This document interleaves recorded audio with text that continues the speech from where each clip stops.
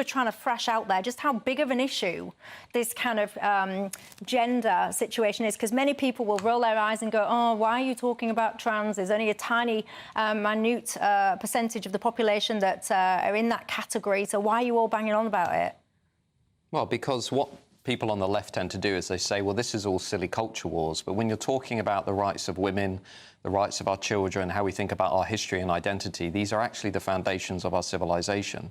The reason Trump did so well, for example, including among a majority of white women, and he did very well among Hispanic and Latino women, even though many people on the left would have you think this is just a kind of male movement, that's not the case at all, is because mums and dads worry a lot about how these radical, divisive, unscientific ideologies have now not just seeped into our institutions, but have taken over many of our institutions, from, let's say, legacy media through to universities. Trump has come out and said he's going to take back the universities, which have been completely hijacked by radical leftists. I've worked in universities for 20 years, believe me, I know. The whole diversity, equity and inclusion agenda is a political project dressed up as equality, except it is a highly political ideology designed to impose conformity in public institutions. And, you know, James and other Corbynistas and so on might say this stuff doesn't matter, but they know deep down, actually, that voters really care about these cultural questions. They care about their country and they care about their children. Do you know that deep down, or do you accept that deep down or not? No. Oh. So, Matt is interested... Matt, you're wonderfully eliding a whole number of things. So let's try to be concrete. You're interested in evidence, apparently. So, well, you told me you didn't read the Cass review, which is the number one source of evidence on this. The evidence of why people voted and switched their vote to Donald Trump in the US presidential election, issues to do with gender, ideology and identity and any of these things didn't come in the top 6. I doubt they came in the top 15. This is not the reason why Trump won. Many Americans, as you know, felt that Democrats were a threat to democracy because they stifle free speech and censorship on issues like this. Which is a different issue. No, it isn't. And many Democrats... What about Scotland? What happened in Scotland? What about Scotland? When the SNP tried to force everybody to sign up to gender self-identification, you know, 80% of the Scots looked at that and said, letting children self-identify without medical professionals is insane. Yet the SNP did it anyway, and then they lost power because people were like, this is crazy. So you say this stuff doesn't matter. I don't think that's why... The SNP have been in power for 14 years, The radical gender ideology was a big part of why the SNP started to come apart, and you know it was. No. The issue is when normal people look at this stuff... None of the evidence suggests that. And the reason why you, Matt, and other people go on and on about it... Yeah.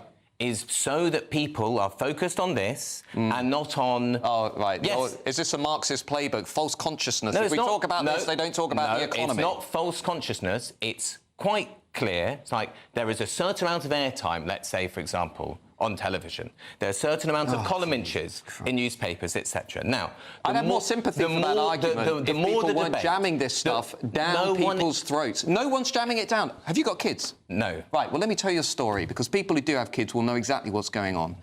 When their kids go to school or nursery, they will instantly encounter this radical gender ideology. They'll read the pronouns in the head teacher's emails. They'll be told by teachers, well, how do you identify? This stuff is everywhere. Mums and dads often aren't taught about it. The charities that advise governments, they've been like mermaids. They were shown to be sending breast binders to 13-year-olds without telling their mothers and fathers. And you sit here and say, this stuff doesn't matter. I actually care about what happens to our kids. I think it's really important. And I think mums and dads out there want to know what's happening to their kids. You can't just brush this stuff under the carpet, James. It's real world. This stuff is actually happening. Yes, I really care about what is happening to our kids, which is why I want them to be in properly funded schools. Why...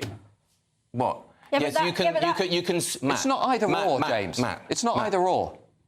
Will you only go for, always, the issues that are meant to or serve to? Maybe they aren't meant to. Maybe you just are very unfortunate as a crusader for ordinary people. Just very unfortunately, they end up dividing people and preventing us from coming together and seeing who are the real problems. So do we avoid all issues that might divide us? No, of course we don't avoid all issues, but there are ways of talking about things which you can talk about in a perfectly sensible way, which doesn't demonise people, which doesn't turn people into great threats when they're not, which it's almost always the same thing. It is the most vulnerable people with the smallest possible voice that you attack again and again and again. Michelle, 10 seconds. This is what happens, like Lisa and Andy. The culture wars are over. Say the people who started the culture war on our children, our history and our nation. Well, look, I just want to pipe in before the show finishes because I am an actual woman and I am a mother. And I completely disagree that this is a small issue, that this is a trans issue, it's a fringe issue or whatever. This is a matter of safety for women and for girls. And it never ceases to amaze me that it's normally men that dismiss how much of an issue this is. Us women and children deserve our right to single-sex spaces. And I will keep speaking up for that.